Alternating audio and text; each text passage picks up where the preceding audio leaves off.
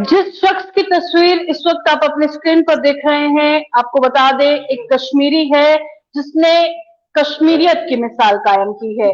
आपको बता दें कि शकील अहमद, एक टूरिस्ट गाइड जो कल टारसन लेक में इंसिडेंट पेश आया, उसमें बताया जा रहा है कि शकील ने टूरिस्ट की जान बचाते बचाते अपनी जान गंवा दी।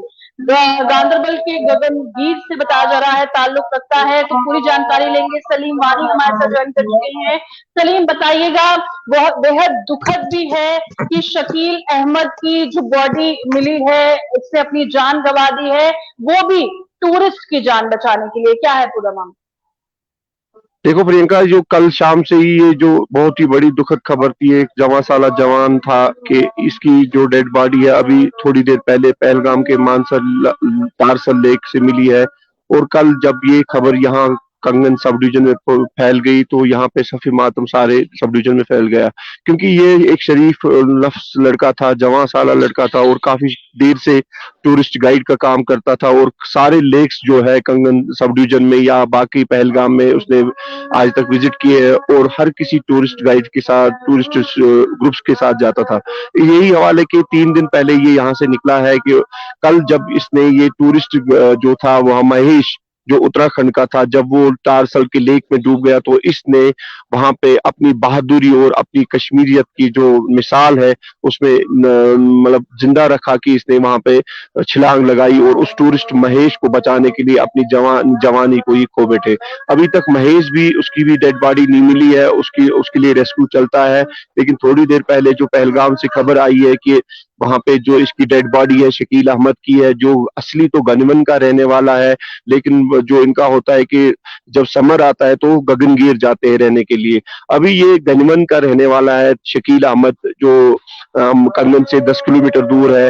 और पूरे कंगन सब डिवीजन में जब ये खबर कल शाम से ही गर्दिश करने लगी कि शकील अहमद तारसल लेक में डूब गया है, तो पूरे कंगन सब डिवीजन में सफी मातम है।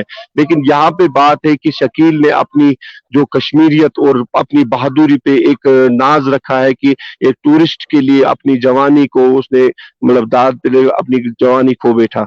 यहाँ पे अभी पूरी तरह से पूरे कंगन सब डिवीजन में सफे मातम है और अब इस इंतजार में है थोड़ी देर के बाद, क्योंकि उसको पूरी लवाजमात के बाद ही पहलगाम से इसकी डेड बॉडी कंगन सब डिवीजन के गनीमन इलाके में जब पहुंचेगी तो इनके घर के ऊपर, घर वालों के ऊपर भी बहुत ही मतलब एक मातम टाइप सा मतलब छाई है कि एक 14 साल लड़का अपने माँ बाप ने तैयार किया है और अब इस जवानी की मतलब कल शाम को ये हादसा पेश आया तो इसकी डेड बॉडी थोड़ी देर के बाद गनीमन पहुंचेगी। और इस खबर की तस्दीक भी हुई है कि इसकी डेड बॉडी मिली है और जो महेश है उत्तराखंड का रहने वाला है, उसके लिए रेस्क्यू चल रहा है। तो अभी यही न्यूज है। बिल्कुल। और वहीं पर अगर बात करें शकील की, शकील के जज्बे को सलाम करना पड़ेगा, क्योंकि हर कोई सल्यूट करेगा।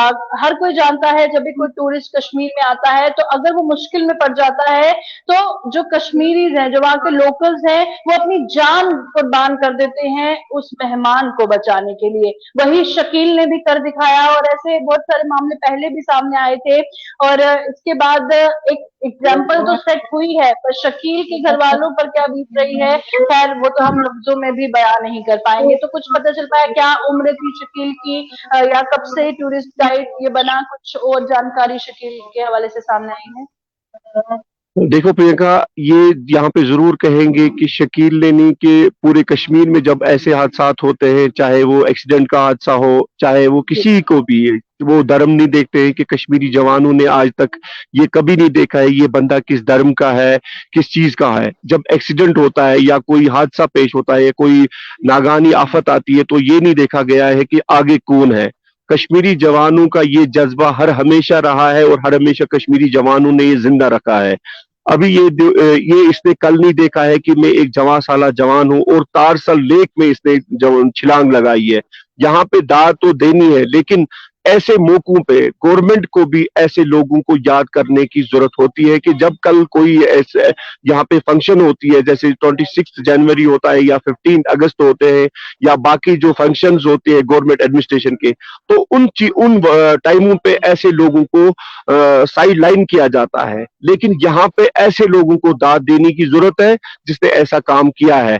अब यहाँ सवाल कि इसकी एज, आप शक्ल से ही देखो इसकी एज कितनी लगती है और ये कैसा इसका हंसता हुआ खिलता हुआ चेहरा लगता है। यहाँ पे अगर किसी को ये भी बोलेंगे कि इसकी एज क्या है, तो मुझे लगता है कि उस इंसान को भी फील होगा, बोलने वाले को भी और पूछने वाले को भी।